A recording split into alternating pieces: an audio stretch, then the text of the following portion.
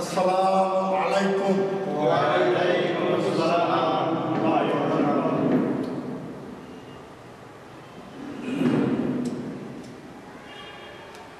আউযু বিল্লাহি মিনাশ শাইতানির রাজীম। আউযু বিল্লাহি মিনাশ শাইতানির রাজীম। বিসমিল্লাহির রাহমানির রাহিম।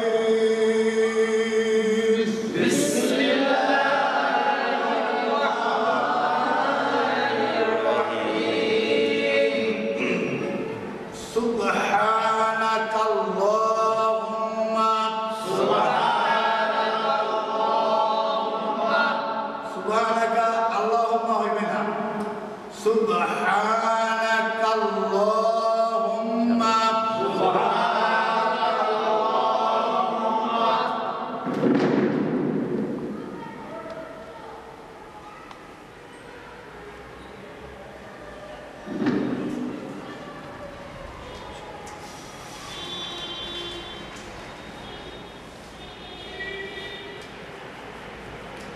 আজকে দ্বিতীয় ক্লাস শুরু হবে। গতকালকে প্রথম ক্লাস শেষ হয়েছে, আজকে কি দ্বিতীয় ক্লাস শুরু হবে। ক্লাস কত? দ্বিতীয় ক্লাস, ঠিক আছে? ক্লাস হয় না, বানানো একটা আকার হবে। দ্বিতীয় ক্লাস।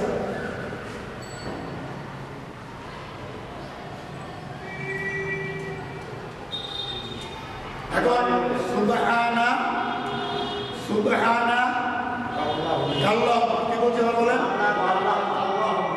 আরবিতে?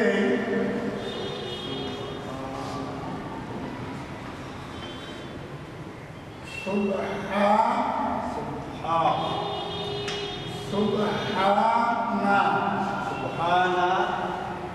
কাল্লাহু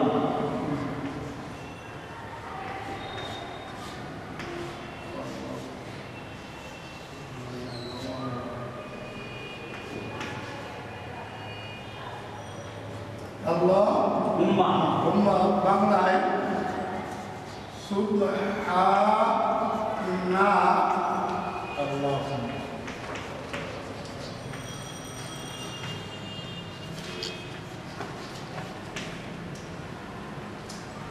এখন আমরা বলি সুবহানাকা আল্লাহ, আমরা বলি কি বলেন তো?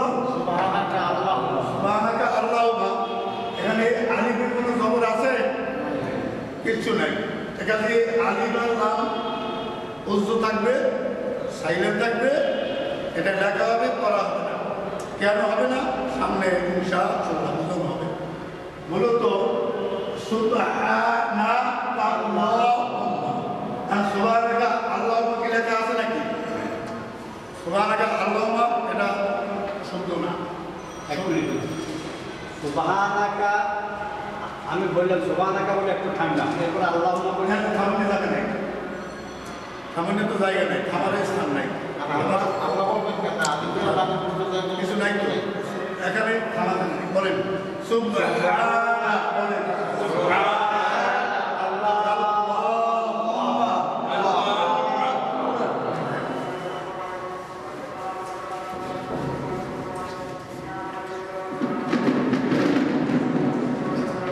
সুবহানাকাল্লাহুম্মা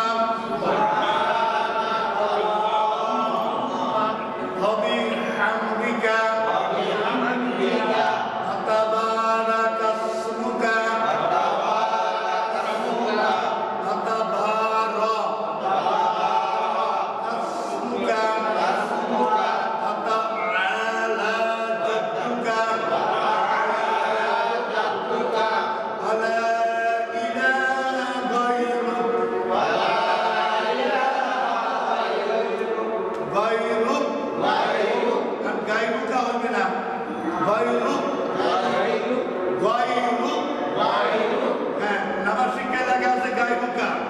গায়রুকা শব্দ না, শব্দ গায়রু।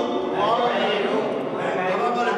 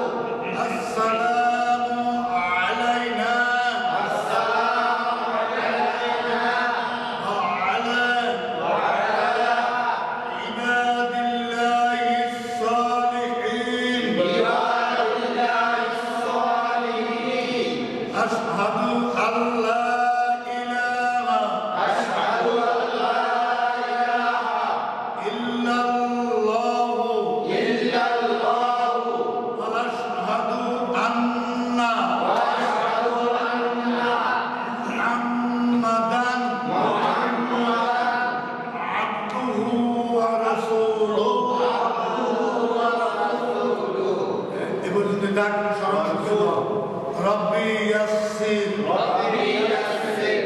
ওয়ালা তুআসসির وتمم علينا بالخير ربي زدني علما আলহামদুলিল্লাহ আমরা গতকালকে যে ক্লাস গেছে এখন আমরা দ্বিতীয় ক্লাস শুরু করলাম। নামাজের দোয়াখানা সূরা কেরাত শুদ্ধ না হইলে নামাজ হয় না। কোরআন শিক্ষার মূল মকসুদ হইল নামাজকে শুদ্ধ করা। নামাজ অশুদ্ধ পড়লে নামাজ ভঙ্গ হয়ে যায়, নামাজ হয় না। এই জন্য সকলের জন্য এটি মানে বুঝতে হবে যে নামাজ শুদ্ধরূপে তেলাওয়াত করতে হবে এবং নামাজ হল সকল ইবাদতের মূল। যদি অশুদ্ধ নামাজ পড়া হয় সেটা আল্লাহর কাছে গ্রহণযোগ্য হবে না।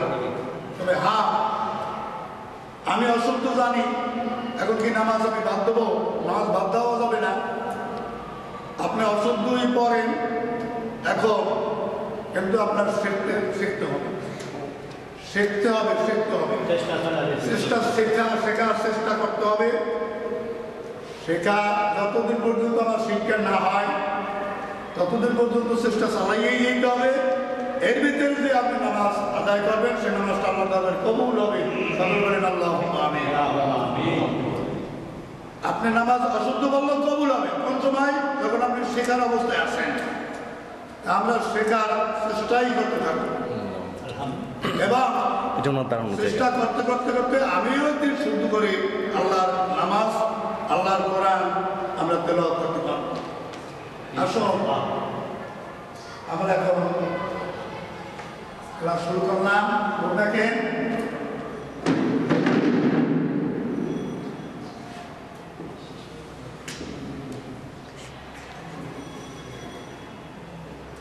বোর্ডটাকে এই প্রথম করে দিকে টানবেন, তারপরে ঘুরাইয়া এই বলে লম্বা, বলে লম্বা, বলে লম্বা লম্বা। কেমন হা?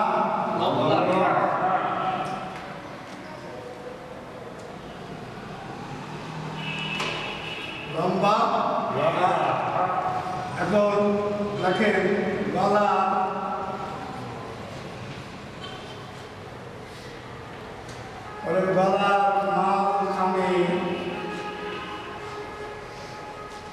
গলার মাঝখানে, গলার মাঝখানে চাপ দিয়া উচ্চারণ,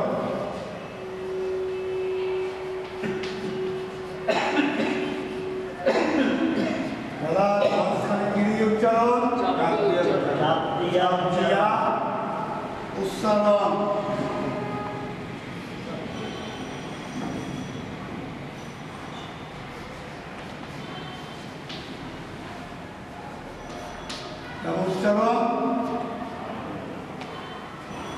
চাপ দিয়া উচ্চারণ লাগে। মুখ থাকিবে চাপা,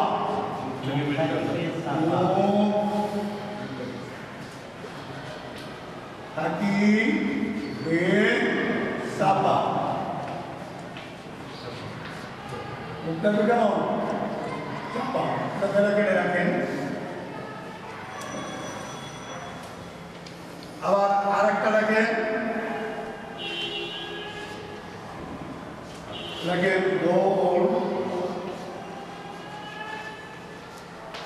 হা, যেমন হা সামনে লাগে স্বাভাবিক উচ্চারণ, স্বাভাবিক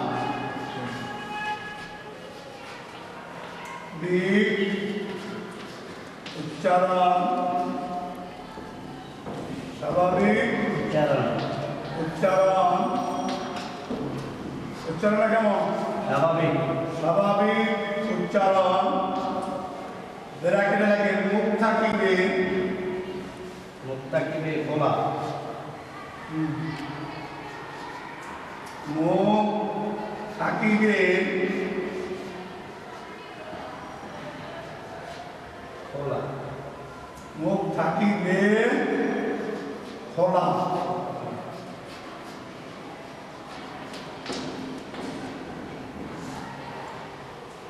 মুখ থাকবে কেমন বলেন তো থাকিবে খোলা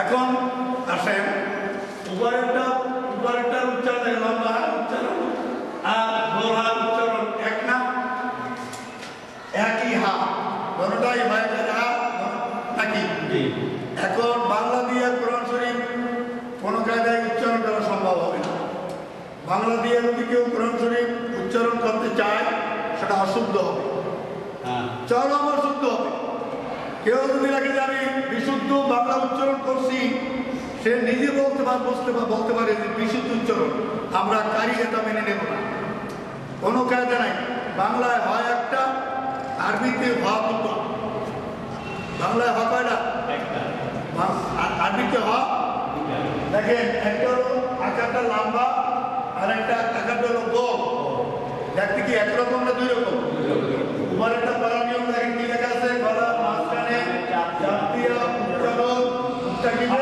চাপা আমাকে চান মানে লম্বা লম্বা মুখ যত চাপা রাখবেন তত উচ্চারণ সুন্দর হবে আর মুখ যদি খোলা রাখেন তাহলে লম্বা না হইয়া গোল হা উচ্চারণ হয়ে যাবে আপনি যদি মুখ খোলা রাখতে পারেন লম্বা হা এটা অশুদ্ধ হবে কিরকম মুখটাকে চাপা গলার মাঝখানে আওয়াজে ওই হায়ের উচ্চারণের আওয়াজটা সেবে উচ্চারণ হবে মানে লম্বা লম্বা নিচেরটা বলেন গোল হা স্বাভাবিক উচ্চারণ মুখ থাকিবে খোলা এই খোলা বেলায় যত মুখটা খোলা রাখবেন তত উচ্চারণটা সুন্দর হবে যত উচ্চারণ মুখটা খোলা রাখবেন তত উচ্চারণটা কি আমার দিকে চান বলেন গোল হা উচ্চারণটা সহজ হইল না আর উপরেরটা কি লম্বা লম্বা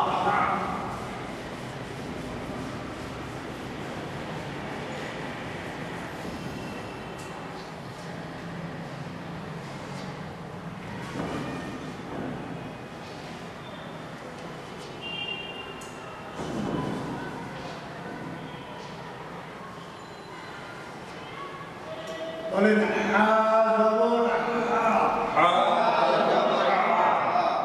হা জবর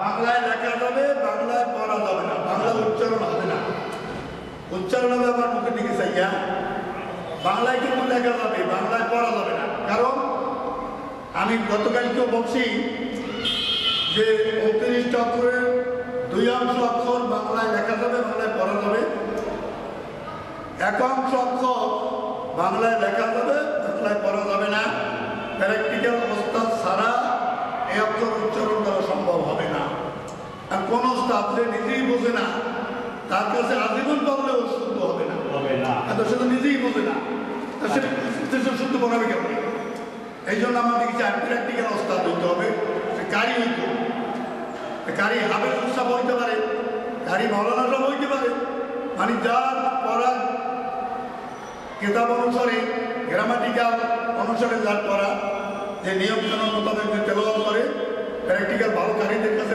যে পড়ার সুযোগ পাইছে তারপর এই শুধু তার কারি হিসাব বলা হবে কিন্তু কথা হলো যে কোনো কারির কাছে পড়ে নাই নিজের ইচ্ছা মতো তেলাওয়াত করে এটা হবে মানে এদিকে চান বলেন লম্বা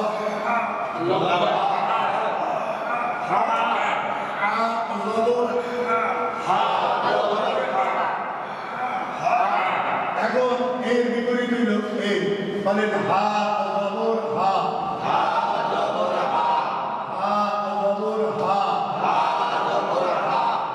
বাংলা উচ্চারণ এক না দুই কিন্তু এটা বাংলায় লেখা যাবে, বাংলায় পড়া যাবে না, প্র্যাকটিক্যাল ওস্তাদ থেকে শিখতে হবে। এটা আপনি বাংলায় লিখতেও পারবেন, বাংলায় করতে পারবো, উচ্চারণও বাংলায় করতে পারবেন। বলেন হা,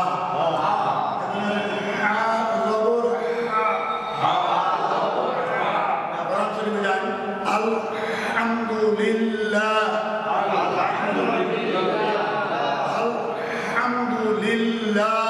আলহামদুলিল্লাহ, সকল প্রশংসা লিল্লাহ, আল্লাহর জন্য। সকল প্রশংসা কার জন্য? আপনি সেখানে যদি বলেন আলহামদুলিল্লাহ, তাহলে অর্থটা হবে কি? সকল আগুন আল্লাহর জন্য। বললে সব হবে না, গুনাহ হবে। কোরআন শরীফ এক শ্রেণীর, কোরআন শরীফ এক শ্রেণীর তেলাওয়াতকারীর জন্য কোরআন শরীফ লানত করে। হাদিস, রসুলের হাদিস, কোরআন শরীফ তেলাওয়াতকারীর জন্য কোরআন শরীফ লানত মানে অভিশাপ দেয়। কারে অভিশাপ দেয়? যে অশুদ্ধ তেলাওয়াত করে, পরে সবার জন্য কিন্তু কামাই করে গুনাহ। এই জন্য আমরা সতর্কতার আগে উচ্চারণ শিখি, তারপর আমরা কোরআন তেলাওয়াতে যাব ইনশাআল্লাহ। তাহলে এটা দিয়ে যদি বলেন আলহামদুলিল্লাহ, সকল প্রশংসা আল্লাহর জন্য, আর যদি এটি উচ্চারণ করেন আলহামদু, সকল আগুন, আলহামদুলিল্লাহ, সকল আগুন আল্লাহ, তাহলে অসুবিধা। আমরা খেয়াল করবো এই দুটা কি একরকম উচ্চারণ করবো না দুই রকম উচ্চারণ করবো? মানে হা জবর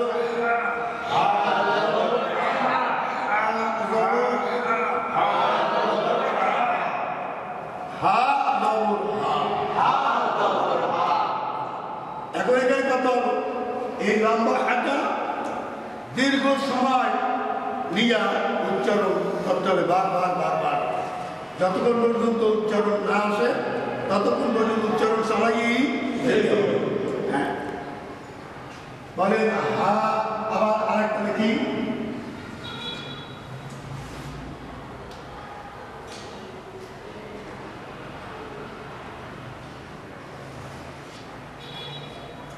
বলেন হাজির হি, হাজির হি, হাজির হি,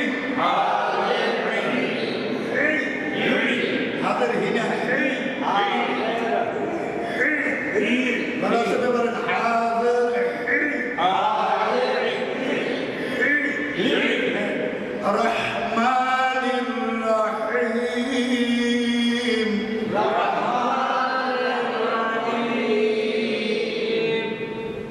রহিম, রহমানির রহিম।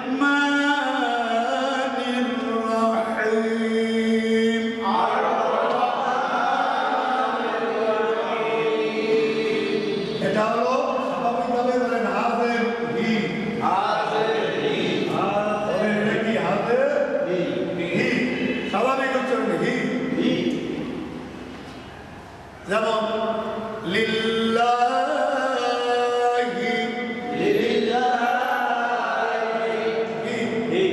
আর এটা কি? এটা হি নাকি না? বলেন হাজির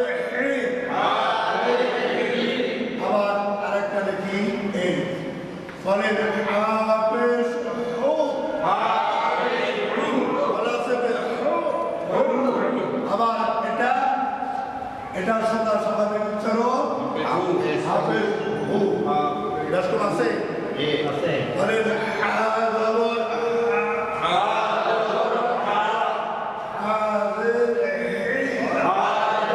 হি, হাফেজ হু।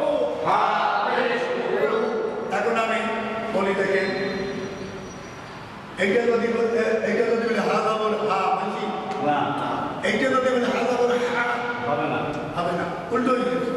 এটা যদি বলে হাজির হি হয়েছে, এটা যদি বলে হাজির হি, এটা যদি বলে হাবের হু হবে, এটা যদি বলে হাবের হু হবে, উল্টো হয়ে যাবে।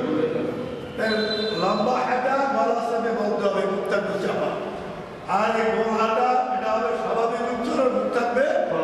আরেকবার বলি বলে হাজবর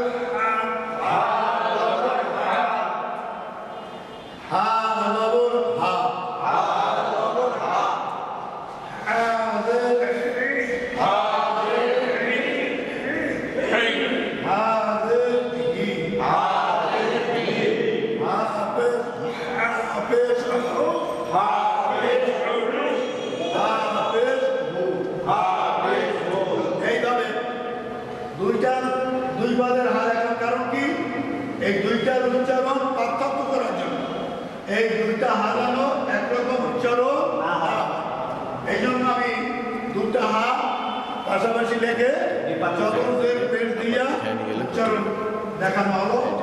আপনারা চেষ্টা করবেন ইনশাআল্লাহ। করতে করতে এখন আপনারা এইরকম এই হাঁটা এটা লেখেন। এই এখন জবর দেন, ঈদের দেন, পেশ দেন, এটা বারবার উচ্চারণ করার ভাষায় বলেন হা জবর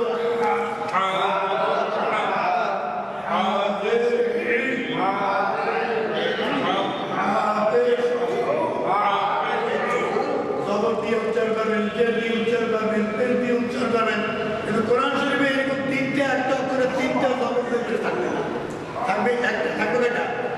আমরা বারবার বারবার করার জন্য, নষ্ট করার জন্য আমরা বেশি মানে জবরদের পেশ তিনটা দিয়ে দেখাইছি, যাতে আরো সুন্দর করে বারবার উচ্চারণ করতে পারেন। বলেন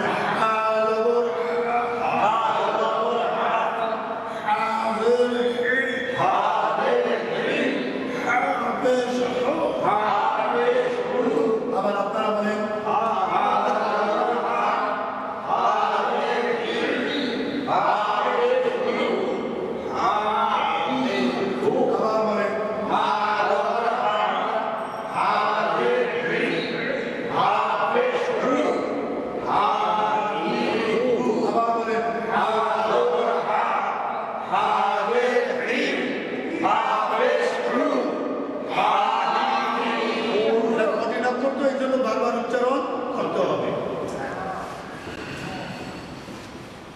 দেখেন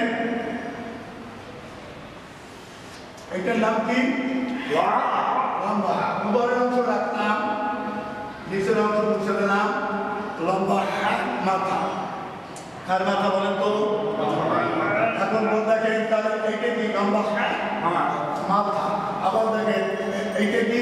লম্বা মাথা। আবার দেখেন এইটা কি? কয়টা হয়েছে? তিনটে হয়েছে না? ছোট হাতে বড় হাত কয়টা হয়েছে বলেন তো? ছোট হাতে দুটা, বড় হাতের একটা। ঠিক আছে। এখন আরেকটু আমরা সামনে আগাই, সেটা হলো বাংলা। দেখেন আমি বাংলায় কি লিখছি?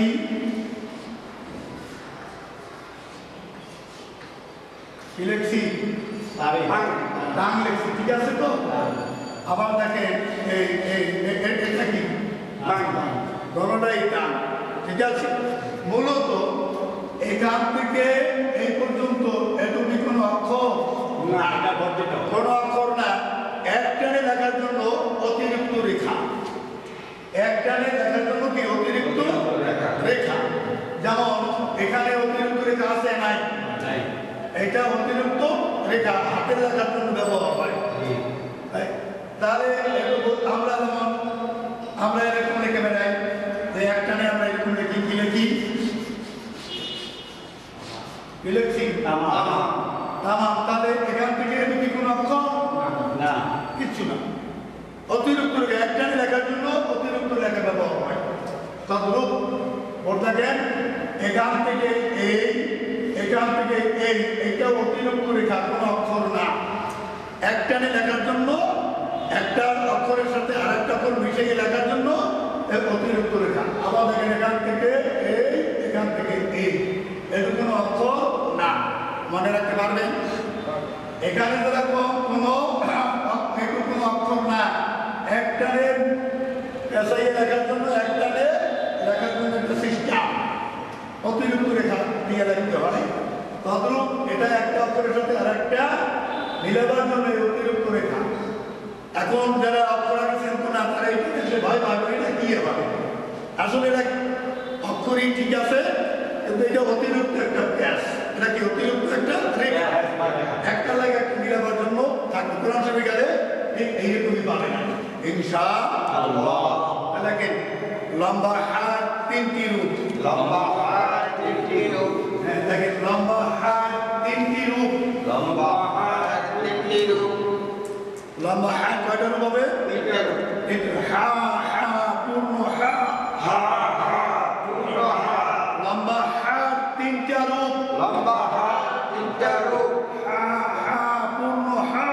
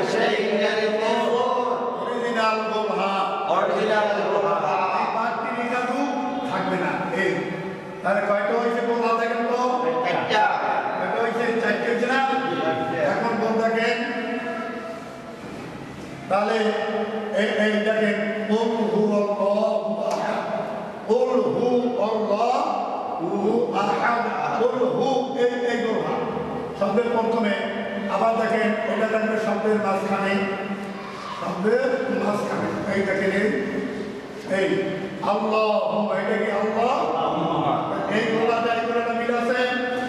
আবার দেখেন এরকম থাকবে ইনশাআল্লাহ, এইটা হলো আল্লাহ, এটা কি বলেন তো, এই একটা মিল আছে। আবার থাকবে এইরকম এই যেমন লাহু কি আছে, এই অরিজিনাল হা, এটাও শব্দের শেষে থাকে, কোথা থেকে বলেন, শেষে। তাহলে শব্দের প্রথমে জেলাপি, এই জেলাপি মিল আছে, শব্দের মাঝে গোলা চশমা, এটা মিল আছে। আচ্ছা দেখেন শব্দের শেষে আল্লাহ কত লেখা থাকবে, এই দেখেন ঠিক আছে।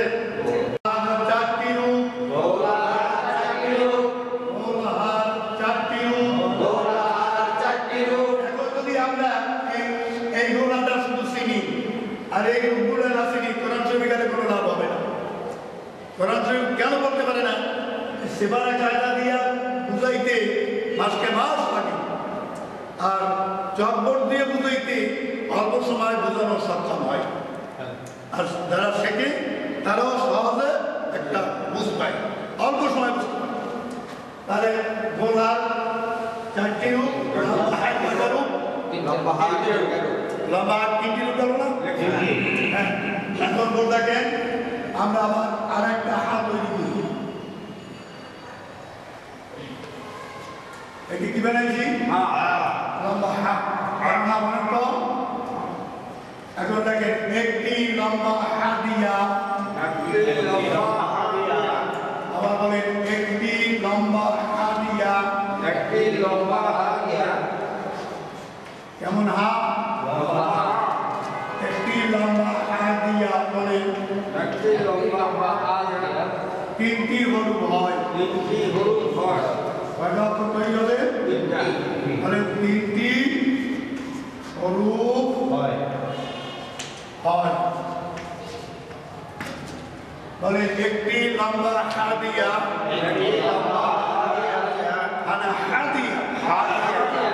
তিনটি হরুপ হয়। অর্থাৎ এই লম্বা হাঁটা যদি আপনি চিনতে পারেন তাহলে আপনি তিনটি অক্ষর তৈরি করতে পারবেন। ভোট দেখেন এই এই এই এই এই, ঠিক আছে, এটার নাম কি লম্বা হাঁটা, বলেন লম্বা হাঁর নিচে, লম্বা হাঁর নিচে, লম্বা হাঁর নিচে, এক নোক্তা দিলে লম্বা হাত নিচে, এক নোক্তা দিলে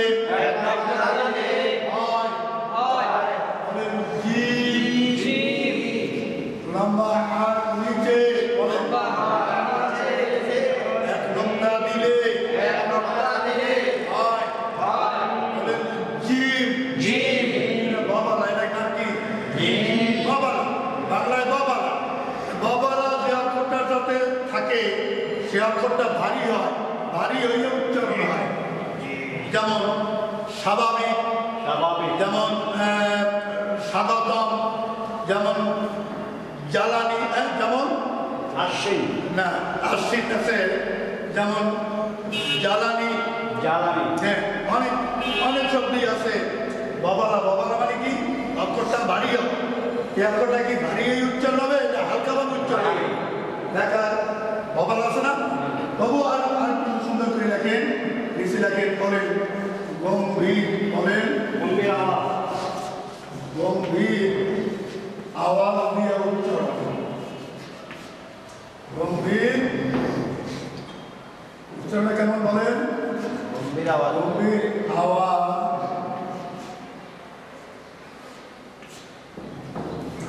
গম্ভীর আওয়াজ দিয়া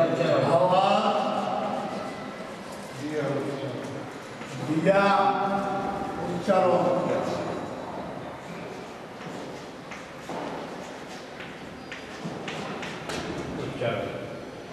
গম্ভীর মানে ভারী, একটাও প্র্যাকটিক্যাল ওস্তাদ থেকে শিখতে হবে, একা একা পড়া যাবে না। বলেন জিম জিহ্বার মধ্যখান থেকে উচ্চারণ হবে জিহ্বার মধ্যখান তার বারবার উপরের তালুর সাথে লাগাইয়া জিম উচ্চারণ হয় বলেন জিম উচ্চারণ হয় কি বলুন তো বলেন জিম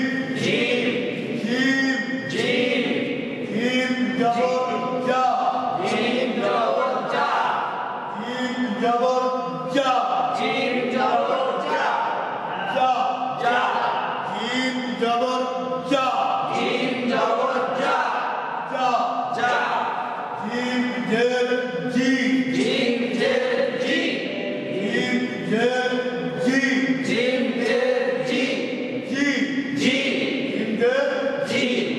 বলেন জিম পেট জু জিম পেট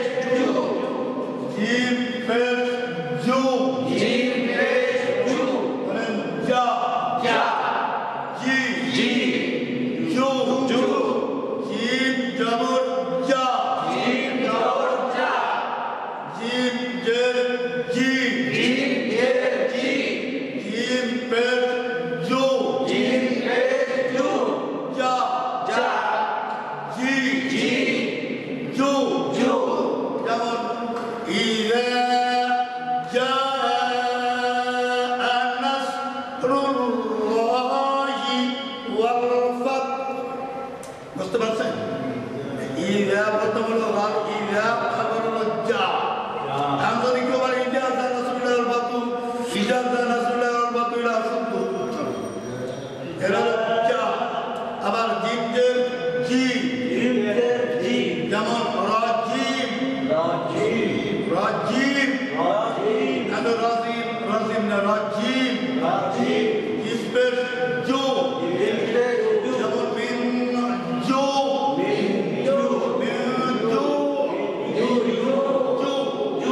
এখানে জিম জবর যা জিম জের জি জিম পেশ জো যা জি জো মনে রাখবেন সব গোলাবে না কপাল বসাবে না মুখ বড় হবে না গেরিলাম মোটা হবে না উচ্চারণটা আপনার বডি সোজা থাকবে মুখ সোজা থাকবে এরপর সুন্দর করে উচ্চারণ করবেন জিম জবর যা মুখ থাকবে ছোট আওয়াজ হবে মাইকের মতো বড় আওয়াজ হবে জিম জবর যা নাকু ভেঙে দেবে জিম জবর যা ভেঙে দেবে বলবেন এটা হবে না এটা নাই নাক মুখ মানে ঠান্ডা বাইরে থেকে এখানে কেউ অনুভব করতে পারে না মানে অক্ষর উচ্চারণ করতে খুব কঠিন এরকম বুঝতে হয় না স্বাভাবিকভাবেই থাকবে উচ্চারণটা যার যে উচ্চারণ সেটা হবে চোখে মুখে টের পাবে না জিম জবর যা জিম জের জি জিম পেশ জু দেখবেন যারা অশুদ্ধ বলে একটা মানে মুখ ভেঙে চুরি বলায় লম্বা এটা ভেঙে চুরি মুখ বলা যাবে না একদম পরিষ্কার আপনি ঠান্ডা থাকবেন মুখ লম্বা মানে কোনো চোখে আলাপ পাইল না কপালে আলাপ পাইল না চোখ কি চোখ ভেঙে চুরিয়ে যারা অশুদ্ধ বলে যারা নামকারী না যারা দারিদ্র বলে না এরা বলে লম্বা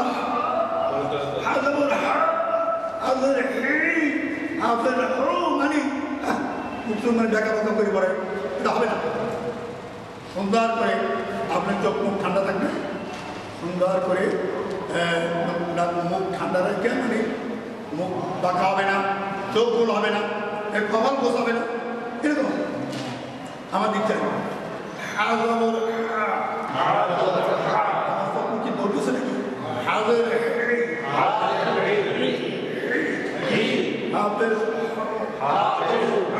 বলতেছে নাকি আমরা জিম জবর যা জিম জের জি জিম পেশ জু যা জি জু আর যারা এই অক্ষরগুলো উচ্চারণ করতে নাক মুখ বাজবুজ করে বলায় এরা নাম দেয় কারি আসলে কিতাবের সাথে কোনো খবর নাই, কিতাবের সাথে পড়ার সাথে কোনো মিল নাই। কষ্ট হলে কিন্তু নাক মুখ ভাঙা, চোখ মুখ দৌড় দেবে না, ওটা বারবার উচ্চারণ করতে হইবে, বারবার উচ্চারণ করতে করতে ইনশাআল্লাহ ঠিক হবে। দেখেন নাম কি জিম, নাম কি জিম। হ্যাঁ, এটা আবার যদি বারবার উচ্চারণ করতে হয় তাহলে আর একটা প্রশ্ন আছে, বলেন জিম জবর যা, জিম জবর যা, জিম জে জিম, জিম জে জি, জিম পেশ জু, জিম পেশ জু, যা যা, জিম জি, জু জু। মাশাআল্লাহ, এটা বারবার বারবার জবর দিয়ে জের দিয়ে পেট দিয়ে বারবার উচ্চারণ করতে করতে ইনশাআল্লাহ মুখ ঠিক যাবে। দেখেন জিম হরফের তিনটি রূপ, জিম হরফের তিনটি রূপ, জিম কয়টা রূপ দিয়ে আসবে বলেন তো? জিম হরফের দেখেন জিম বলেন, জিম জিম নাম কি বলেন? জিম,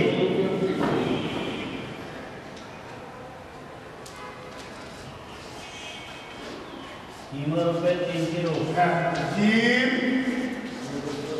হরফ এর তিনটি রূপ, তিনটি রূপ, রূপ, কয়টা রূপ বলেন তো? হ্যাঁ, তিনটি রূপ, রূপ। জিম হরফের কয়টা রূপ বলেন? তিনটি রূপ, তিনটি রূপ, ঠিক আছে। এখন বল দেখেন এই শব্দের প্রথমে, শব্দের মাঝখানে, শব্দের শেষে বলেন এই এর কোনো অক্ষর না, এর কোনো অক্ষর না, বলেন লম্বা হার নিচে লম্বা হার নিচে, এক নোক্তা দিলে জিম। এক কথা দিলে জিম, অনেকে প্রশ্ন করে যে জিমের তো নিচে নোক্তা না, জিমের তো পেটে নোক্তা, এরকম প্রশ্ন করে জিমের পেটে নোক্তা। এখন কি পেট আছে না নিচ হয়েছে? পেট সবগুলো নিচ। লম্বা হার নিচে লম্বা হার নিচে, এক নোক্তা দিলে জিম। এক কথা দিলে জিম, জিম জিম পূর্ণ জিম। জিম জিম পূর্ণ জিম, জিম হরফের তিনটি রূপ, জিম হরফের তিনটি রূপ, জিম জিম পূর্ণ জিম। জিম জিম পূর্ণ জিম, জিম শেষ হলো, আবার আসেন বোর্ড দেখেন, বলেন লম্বা হার উপরে, লম্বা হার উপরে, কার উপরে?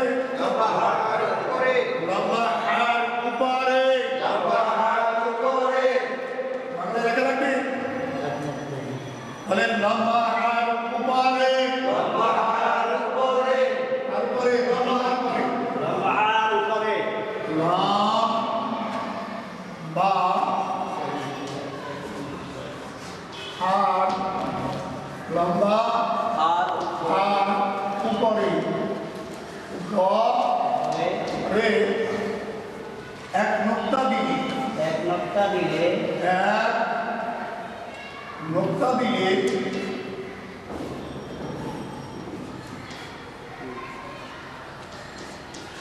নোক্তা দিলে বলেন হয়, কি হয় বলেন খ, কি হয় বলেন লম্বা হার উপরে, লম্বা হার উপরে, এক নোক্তা দিলে এক নোক্তা দিলে, হয়, হয়, বলেন খ, ক, কি হয়? খ, নিচে লেখেন স্বাভাবিক উচ্চারণ। স্বাভাবিক উচ্চারণ, উচ্চারণটা কেমন? স্বাভাবিক। উচ্চারণটা কেমন? স্বাভাবিক, স্বাভাবিক উচ্চারণ।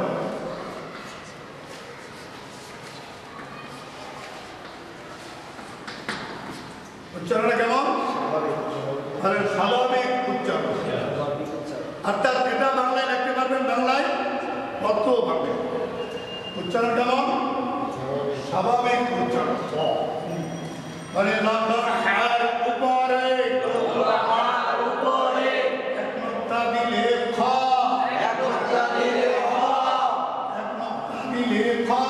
এক নোক্তা দিলে খ, এখন কি হয়েছে? খ না? খ, লম্বা হার উপরে কি এক নোক্তা দিলে কি হয়? খ, বলেন খ।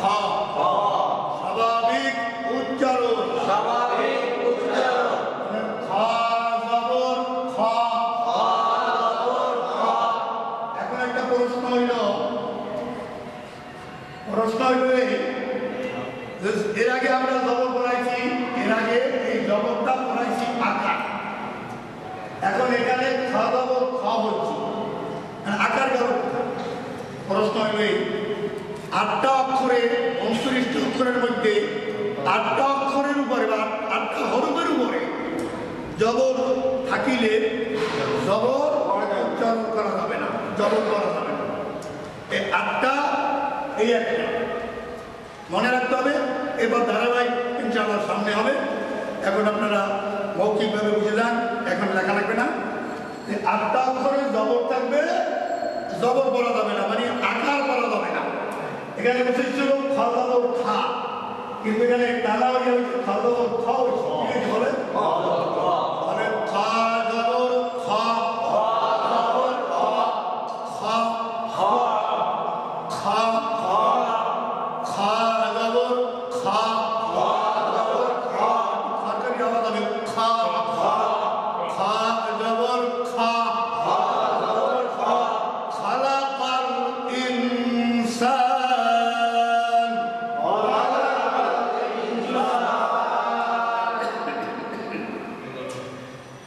ফিহা খালিদিন,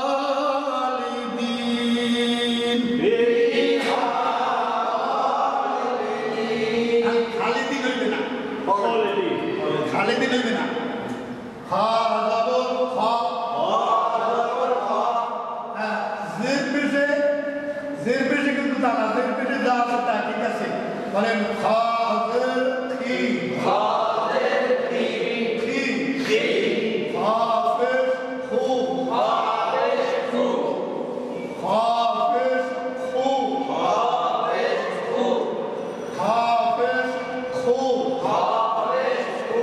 খা জবর খা,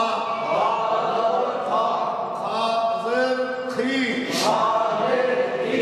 হাফেজ খু, খা খি খু। অর্থাৎ এটা স্বাভাবিক উচ্চারণ, বাংলায় লেখা হবে, পড়া হবে। এই খাটা মনে করতে হবে খ, না শব্দটাই তো হয় খা না, আমরা আগে বলছি হে খে, হেও নাই খেও নাই, হেও হে খে বলছি নাকি, হে নাই খে নাই,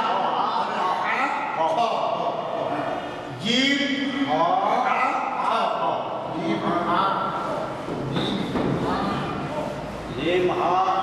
বলেন রূপের তিনটি রূপ, ছয় রূপটা বলেন, রূপটা বলেন রূপের তিনটি রূপ,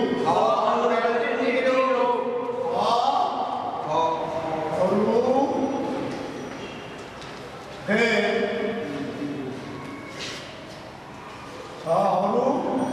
হে কয়টা রূপ? তিনটি রূপ।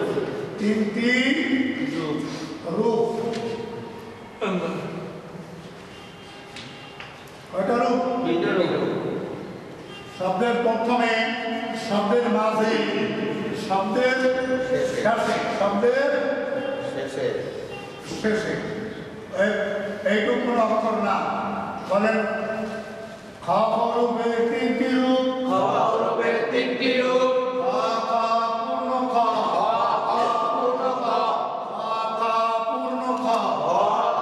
পূর্ণ খ, রূপের তিনটি রূপ,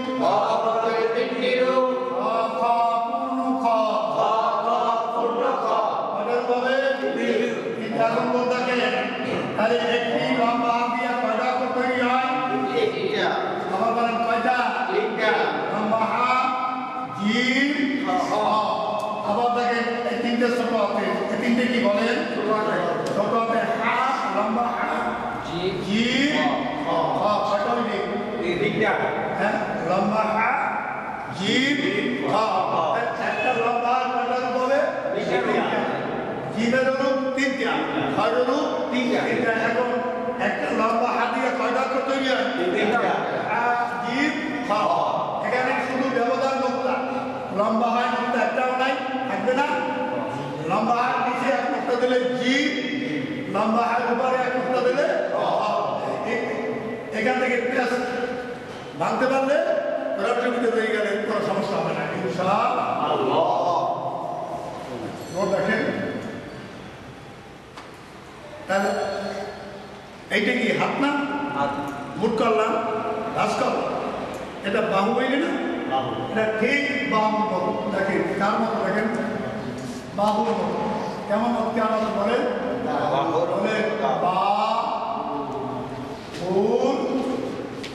মতো। কার মতো? বাহুর মতো বলে ডাল। এই ডালটা দেখতে কেমন দেখায়? বাহুর মতো। কার মতো? বাহুর মতো। ঠিক আছে না? দেখেন স্বাভাবিক উচ্চারণ, উচ্চারণ বলেন স্বাভাবিক উচ্চারণ।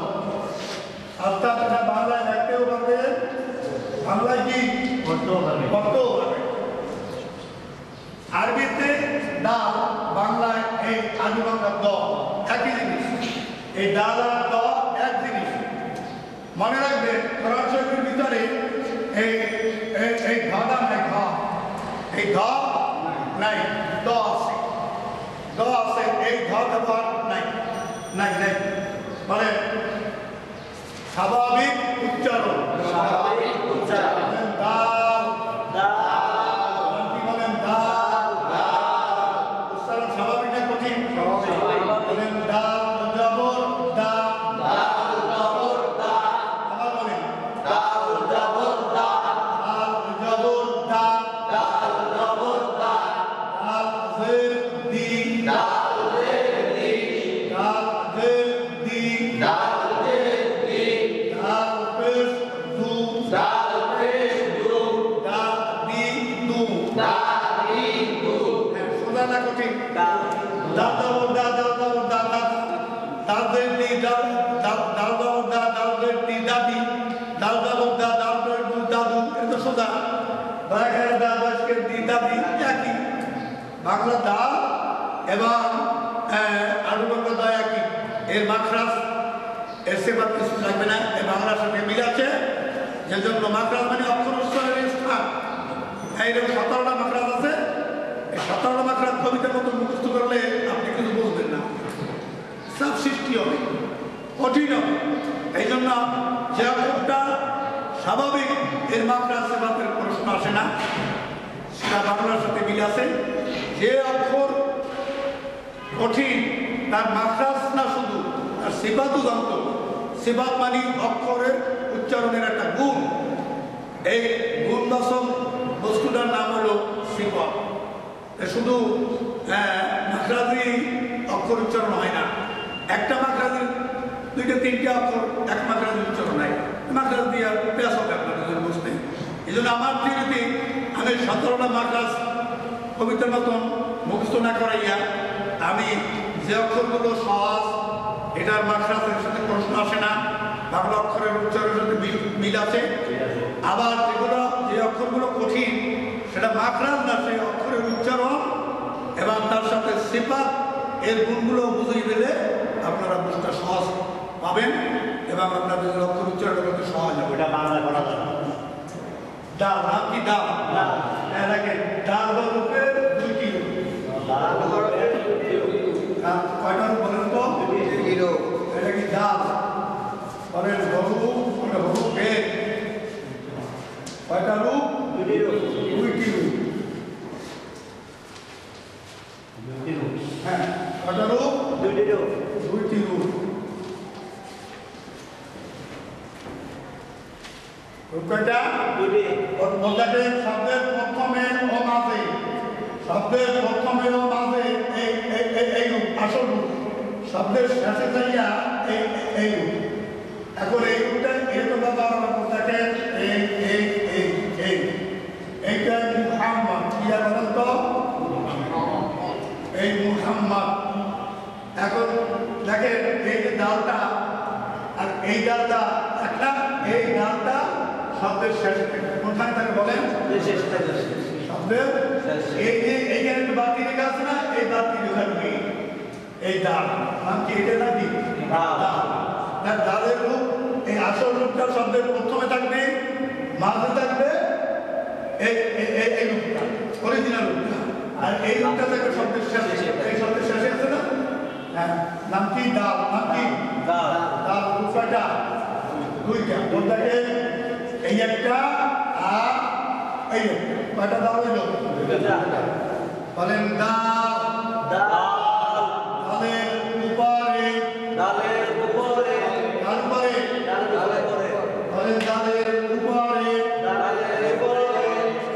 নাম কি? বলেন ডাল। ডাল এর উপরে,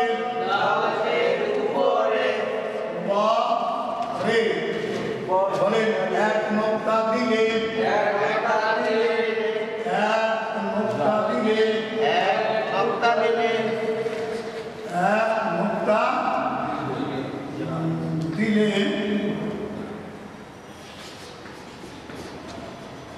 হয়। হ্যাঁ, বলেন কি হয় বলেন তো? দেখেন খুব নরম উচ্চারণ। উচ্চারণ কেমন? খুব নরম উচ্চারণ।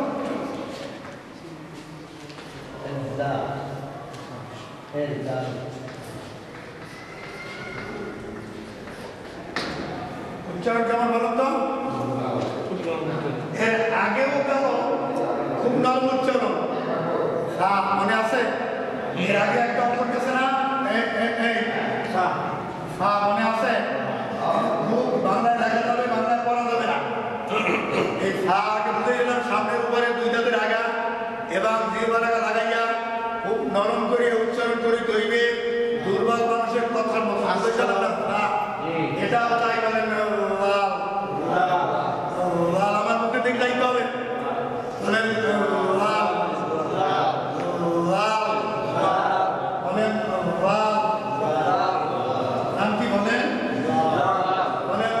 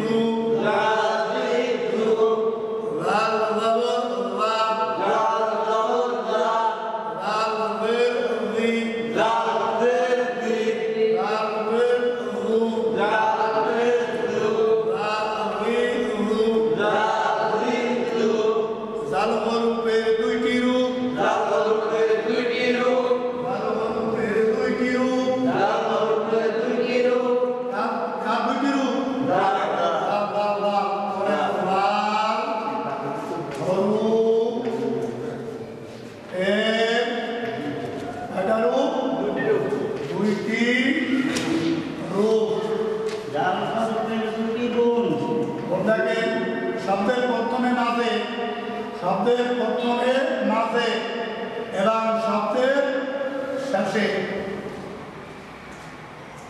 শব্দের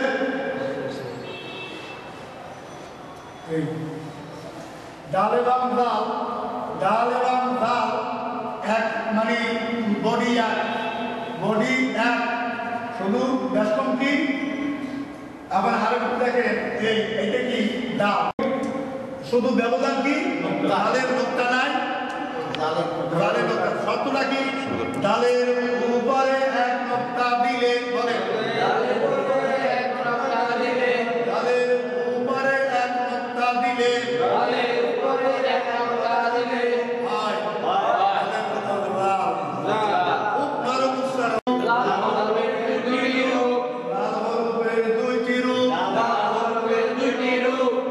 শব্দের প্রথমে দাল, মাঝে দাল, শব্দের প্রথমে এরকম থাকবে, মাঝে এরকম থাকবে, শব্দের শেষে এরকম থাকবে, অর্থাৎ এই দুইটা দাল, ডালের উপরে এক নোকতা দিলে হয় বডি একরকম না, এই ডালের রূপ আর ডালের রূপ এক না, শুধু পরিবর্তনটা একটা নোকতা, পরিবর্তন কি ডালের নোকতা নাই, ডালের না বলতে হবে ডালের উপরে এক নোকতা দিলে হয়, খুব নরম উচ্চারণ। আচ্ছা, আজকে দ্বিতীয় ক্লাস এ পর্যন্ত শেষ হলো, ইনশাআল্লাহ আগামী দিনে ক্লাস আবার দ্বিতীয় ক্লাস শুরু হবে।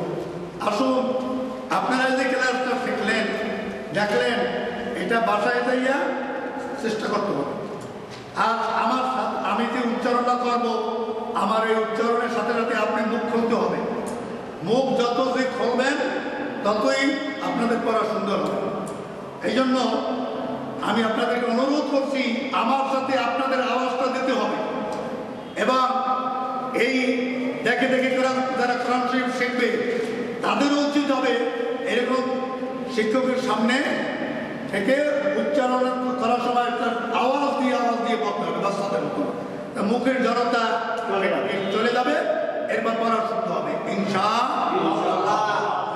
আসসালামু আলাইকুম।